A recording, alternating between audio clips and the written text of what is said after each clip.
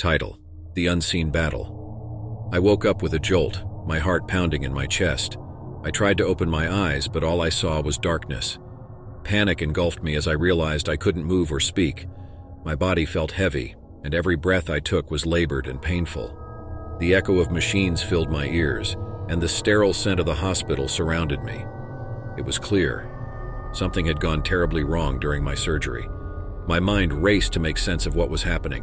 I wanted to scream for help, but my voice wouldn't cooperate.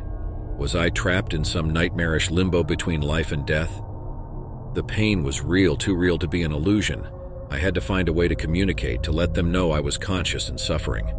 As I tried to make sense of my situation, I focused on moving my fingers. It was a slow and agonizing process, but eventually I managed to twitch them. The sensation gave me hope, and I pushed myself to keep trying. Gradually, I regained control over my limbs, one painstaking movement at a time. It felt like an eternity before I could move enough to trigger the alarms attached to my body. The machines beside me began beeping frantically, and the room filled with activity. Nurses rushed in, their faces a mix of surprise and concern. I wanted to scream, to tell them I was awake and hurting, but my throat was dry and my voice barely a whisper. One of the nurses noticed my movements and leaned in closer, her eyes widening as she saw my conscious state. "Dr. Jackson, she's awake," she shouted.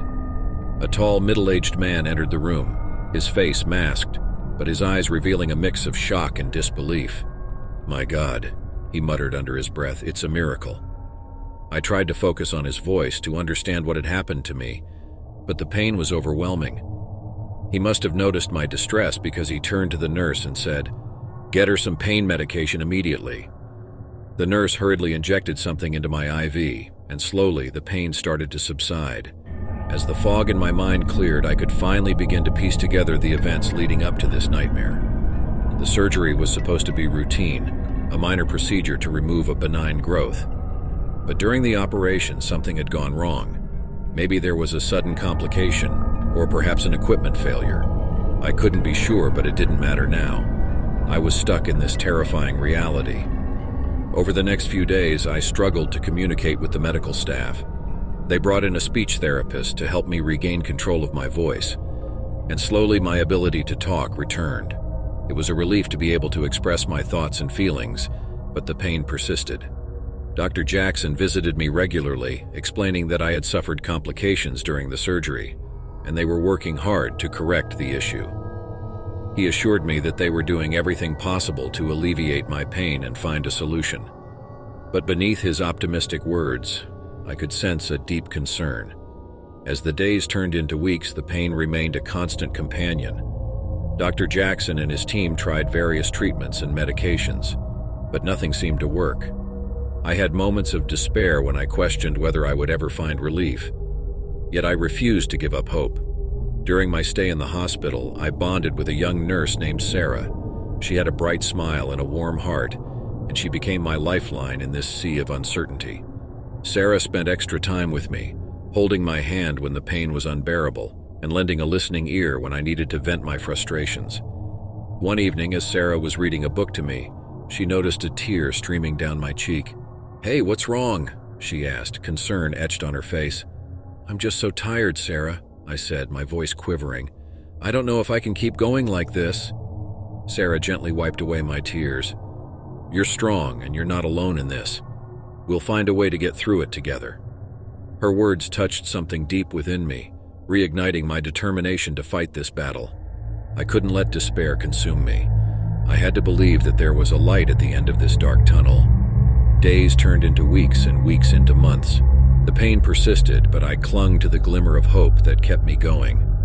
Dr. Jackson and his team continued to search for a solution, consulting with specialists from around the world. They wouldn't give up on me, and I wouldn't give up on myself. One day, Dr. Jackson entered my room, a hopeful gleam in his eyes. "We might have found something," he said, excitement lacing his voice. "There's a new treatment option, still experimental, but it's shown promising results in similar cases." I eagerly agreed to try the experimental treatment, knowing it was my best chance at reclaiming my life. The procedure was risky, but I had faith in the capable hands of the medical team. As they prepared me for the treatment, I closed my eyes and whispered a silent prayer. When I woke up again, I felt a strange sensation. The pain had diminished, not completely gone, but it was more manageable than it had been in a long time. The doctors informed me that the treatment was showing positive signs, and they were cautiously optimistic about my recovery. Over the following weeks, the pain continued to lessen, and I slowly regained strength in my body. With Sarah's unwavering support, I started physical therapy to rebuild my muscles and relearn basic movements. It was a challenging journey, but I pushed myself, determined to regain my independence. With time and perseverance, I made remarkable progress. Dr. Jackson and the medical team were astounded by my recovery. They couldn't explain the miraculous turnaround, but they were overjoyed by my resilience. As I prepared to leave the hospital, Dr. Jackson visited me one last time. "You're a true fighter," he said, pride evident in his voice. "You've overcome tremendous odds, and I have no doubt you'll continue to defy expectations." I smiled, grateful for his kind words and for the second chance at life I had been given. Leaving the hospital was bittersweet.